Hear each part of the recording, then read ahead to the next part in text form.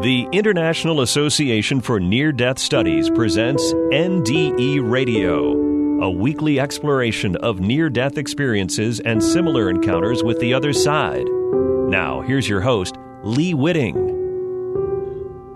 Welcome to NDE Radio, brought to you on behalf of IANS, the International Association for Near-Death Studies. I'm your host, Lee Witting. Today's guest, Ritu LeBouef, has had numerous STEs while under the direct discipleship of her guru, Swami Mohandas Ji Maharaj. After she had what she calls the I am that and God is love experience, a spiritually transformative experience, she realized the essence of Sanatana Dharma, popularly known as Hinduism.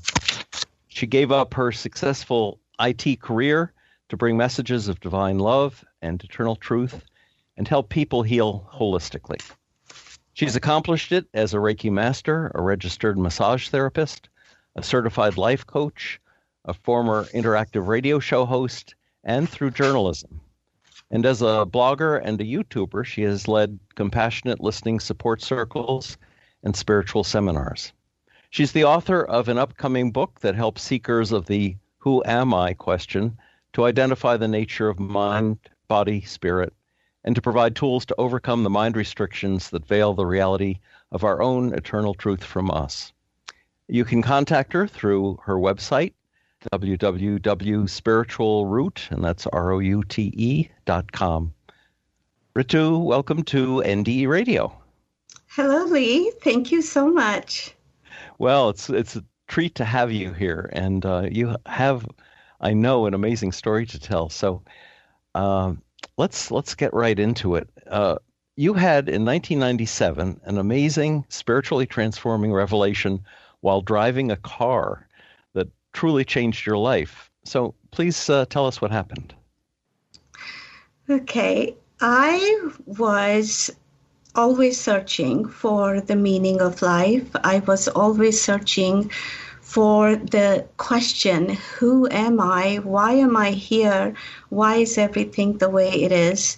And in that search, somewhere I was I had already come across my guru. He had come into my life, but he had told me all answers are within you, and you go and experience them for yourself. So in that quest, I had started occasionally meditating, and I had a profound dream with these circles. It seemed to have profound answer to the whole answer of life, and I did not know where I could find the answer or how to interpret it. So in one of those quests, I went to a metaphysical bookstore, which was in Dallas. It was about 40 minutes away from my house. I occasionally started joining in their meditation group. And I thought in there somewhere, maybe I can find a book where I would find an answer to that dream that had circles in it. But instead, on one of these days, I went into deep, deep meditation. Everybody left. I had no idea everybody had left. And then I got up. It was almost time for the store to close. I had to hurry out because store was closing, but I felt very peaceful and I felt really good about the deep meditation I had, but at the same time disappointed that I still don't have any insights. There was like a very deep disappointment. So I walked out. There were only 2 cars in the parking lot, my car, and it was all, 9:09 p.m. and no traffic around, just one other car in the parking lot. So I sat in the car, kind of, feeling good, but disappointed. And I put on my seatbelt, closed the door. I put my car key in the ignition. And right then there was this huge explosion. For a split second, I thought my car had exploded. But then the very next instant, it was all pervasive love. I was I was in this existence, like I could see everything 360 degrees. And it was like it was nothing. When I say see, it wasn't like seeing something or an object. It was like a void, but void that wasn't a complete, the closest you can say is like nothingness, but it had this flavor of love. And then suddenly it became, it was like I was just soaking in love. It was just all pervading love. It was like the entire existence was love. And it wasn't like love was part of it, not like it was emanating love, but the entire substance, the very essence of it was love. And I was just soaking in it. And I was the formless presence. I think you described it. I was going to say, I think you described it as purer than pure.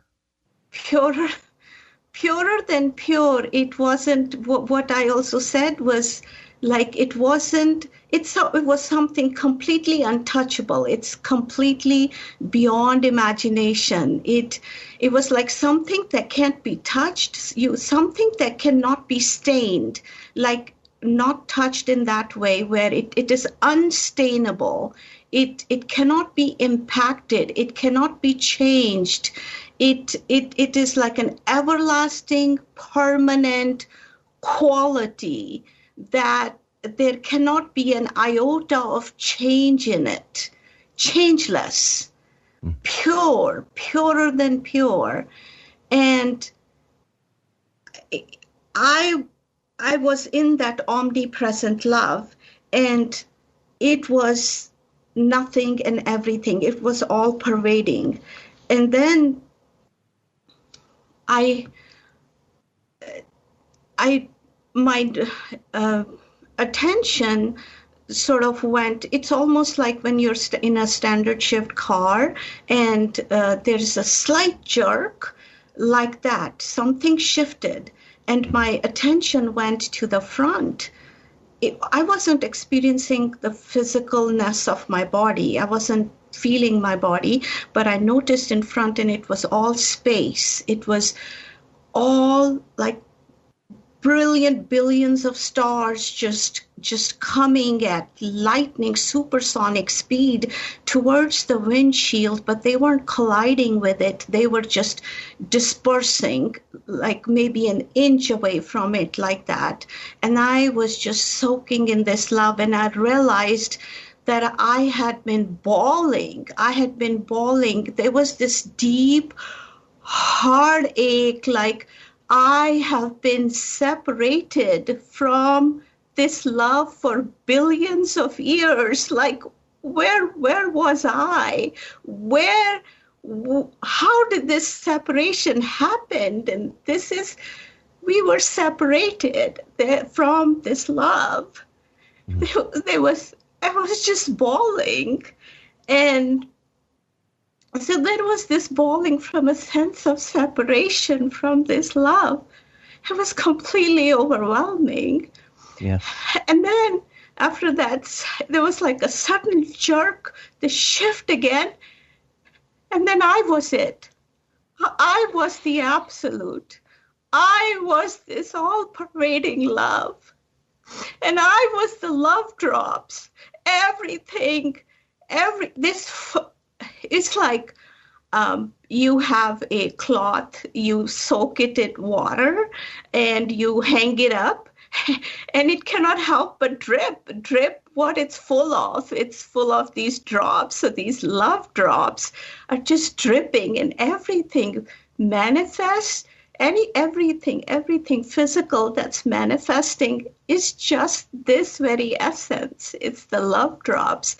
Every tree, every blade of grass, everything that exists, the formless and the form, that was me. I was the absolute. I was in God, and God is in me.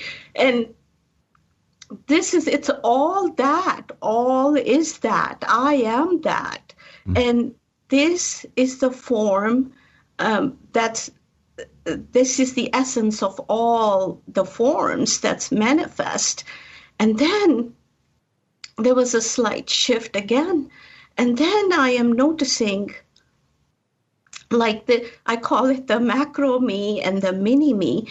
And I noticed that there is this separate entity. At that time, I'm still not experiencing my physical body, but there is this consciousness, this awareness that this whole, all of pervasive existence is me. And there is this mini-me that is an extension, sort of the macro-me.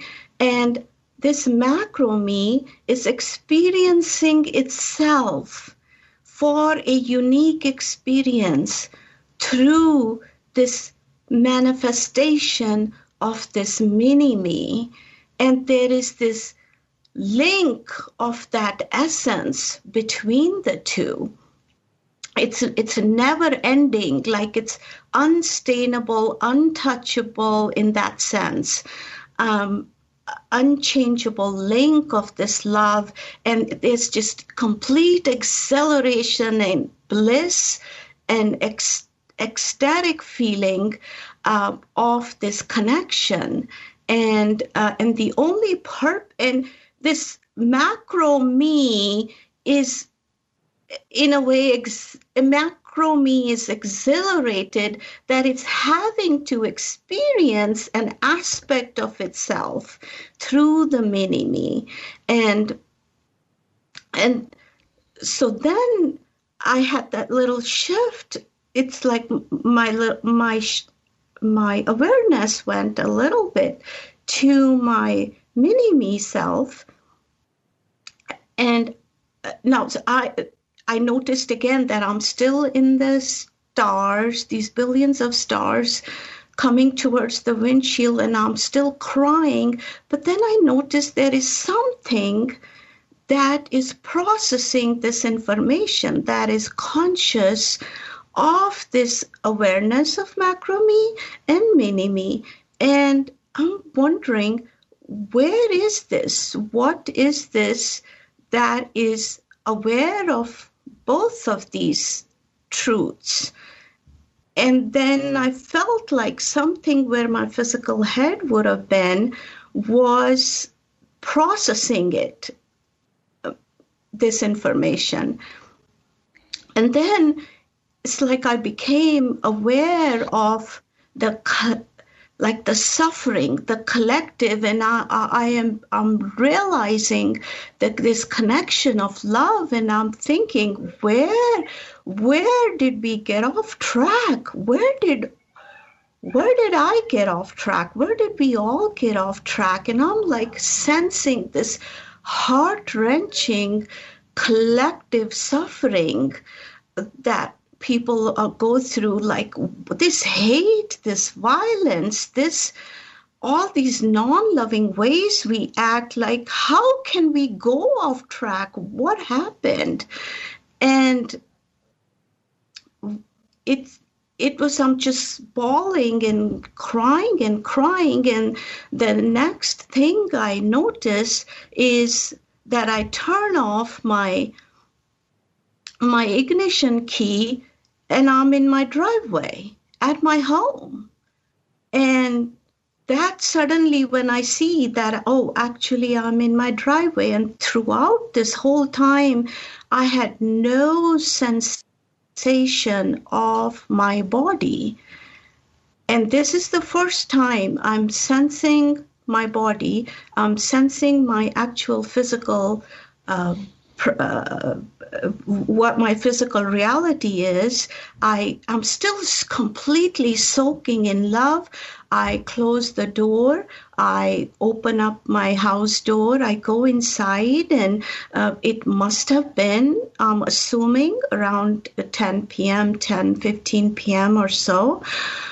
And my 2 toddler babies were sleeping, and when I went into the room, my son woke up for just a tad bit, so I have full memory of quickly picking him up before he fully wakes up, just gently rocking him, and I put him back to bed, and then somehow must have changed my clothes. I went and sat in the bed, and it was like there had been a pause button up till then, and it was like a switch on and off. I sat in the bed and it started again. But this time I distinctly felt the presence, like I was in this dimension, and it was all around my head, these sages chanting Sanskrit mantras, like they're doing the holy fire ceremony, like we call yagnas. They are doing these ceremonies and this collective chant going on, just absolutely divine chorus going on, and then these divine fragrances in my nostril, all the way from my nostril through my forehead into my head, and I am just vibrating. My every cell in my body is just vibrating with the love, the sounds, the fragrance. And I think especially when the fragrance started, it was just too much for my whole body to sustain that. And I just felt I'm going to burst into billion pieces. I'm just going to explode into billion pieces. And that's when that thought that came into me like an anguished cry. That thought came into my mind, like I cannot stand it anymore. And then that's when that instant everything stopped.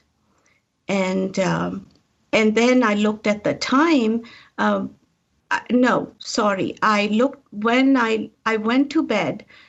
I fell asleep. I felt completely exhausted. When I looked at the time, it was 5:30 a.m., my usual time to get up, but it felt like I had just barely gone to bed, and then I woke up. So I'm assuming that I had been sitting there for hours and not realizing. So I completely had not lost track of time. So that was in summary, my experience. Wow.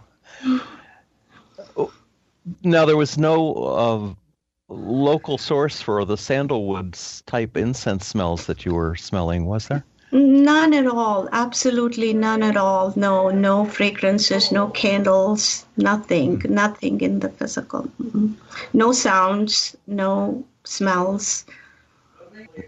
Now, now, when I want to interrupt you. When I said sandalwood, I said it only to give some kind of reference, but it wasn't just that. It was so indescribable. I have never smelled fragrances like that, but I just want to give some kind of idea of, versus like a apple tree smell, orange smell versus sandalwood. Yes. So just to give some reference. Yeah. And the Sanskrit chanting, did you recognize it as Sanskrit? Was it or was it something that you wouldn't normally hear on Earth? It was Sanskrit because I did not hear the words separately, like I could not have made out, but because I have heard Sanskrit chants before, so it had that resonance, that vibration. So that's why I say Sanskrit. So it sounded like that. Now, I want to take you back to the macro and the mini you, because it sounds, as you describe it, as if, to put it in more Western terms, the essence of God has flowed into a reduced version, which is you yourself, and likewise every other person in the world, and that you're seeing, because we are made up of that same essence. You could identify yourself as being the macro or the God, and also the individual you. So my question is, if you recognized at that moment or around that time that there's so much suffering in the world, and if all of us are infused with this essence of love, what's the answer to that question? Why is there so much suffering and cruelty and hatred and abuse? How can that come out of the essence of love? Yes, so I've had numerous STEs after that too, and I have come to the realization that what we become is, instead of the essence, we become part of the world. So our mind that is made up of thoughts and emotions, that we become identified with the mind-body self. The mind is given to help us experience this individual mini-me self, but we become identified with the mind-body self. We think this perishable mind and body is my identity. And then we become off the world, not in the world. So we are to be in the world, not of the world. And mind is what gives the illusion of time and space, and gives us the physical sense of being rooted in physical reality. And so the whole purpose then is to de-identify from the mind. And as long as we are rooted in the phenomenal world of the mind, the illusory world that we call the world, until then we stay, it's like a veil that we cannot recognize our macro self or God self. And that is the suffering. That's the only thing. And it's an illusion. It's like a dream. And we are identified with this dream. It's like you're in the dream and you think the dream is the reality. And why has the essence of love imposed that veil of confusion on us? Or why have we imposed it on ourselves, I guess you could say? It must have been that the falling, what we also call as the falling from the grace, is the ego self, the self wanting, the mind, just mind overtaking. It came as a desire to experience itself. So when you are complete bliss and you are complete love, how do you experience that unless there's an opposite of it? So it create that duality, create that separateness, so you can then come back and have the realization and the bliss of that's who I am. It's like when we don't have something and we come back to it, we enjoy it. It's the bliss of it. And so would an analogy be the world is like a video game with scenes created and conflicts set up just to create the experience of conflict? Yes, exactly. That's one of the analogies I give, and I even say about movies, right? So if you had a movie, who wants to see a movie where nothing happens or everything is just the same? Movie is not a movie unless there's a good, there's a bad, there's some drama. So, right? That's when you Yes. enjoy the movie. So it's for the drama. And God, when you are everything, then you create these limited aspects of yourself and put a little free will, something called like mind, and give you the power. Okay, you create that experience.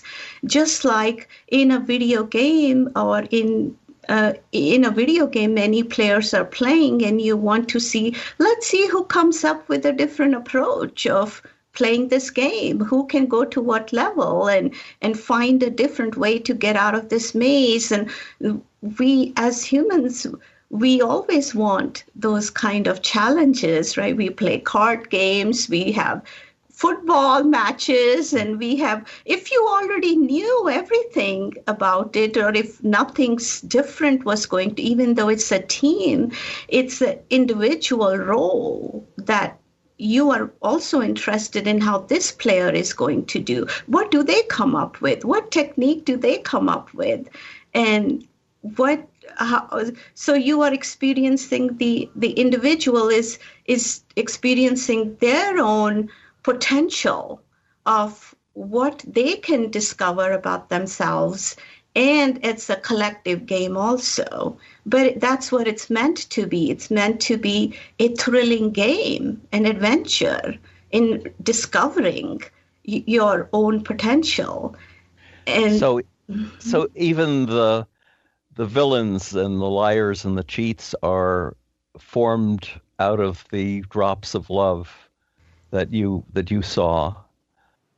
Yes. If that's so, then are we supposed to evolve ultimately back into a love's essence? I mean, is there a challenge going through life after life and building a karma? Is it supposed to go in a particular direction, or is it just random chance and God's amusement that we go through all this? Oh, there is absolutely no random chance. It is, we are completely hardwired. We are it. We are it. We are the love. So we cannot be anything else. So ultimately, if you really look at it, what is each person searching? They're searching for love. They're searching for that bliss, right? Everything we do is to connect to that love, whether consciously or unconsciously.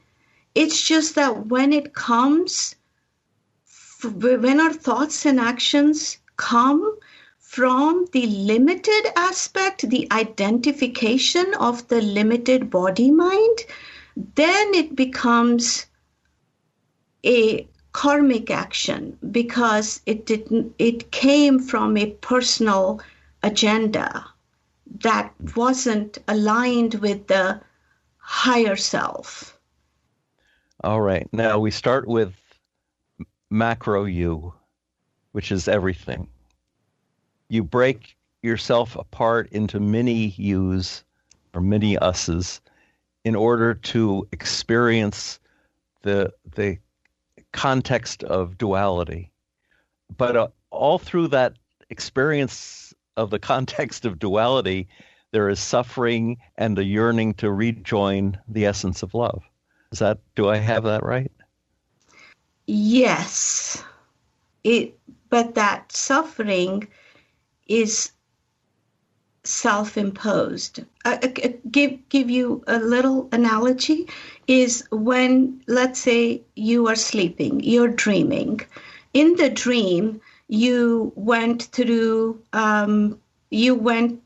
your work, and in that you found out you had the horrible news, your house is on fire, and there is all these people that were inside the house, and you're rushing, you're calling everybody, you're calling the fire trucks, and you're calling your neighbors, and you're rushing over there. There's this panic, and the house is on fire, and there's fire trucks or the sirens, and the neighbors are running, they're screaming, and somebody gets burnt, and there are ambulances coming and fire trucks coming and police cars coming and all of that. And you find out that my house is in ashes, everything that I had built up, and what was the meaning of this? Why did this happen to me? And then you wake up.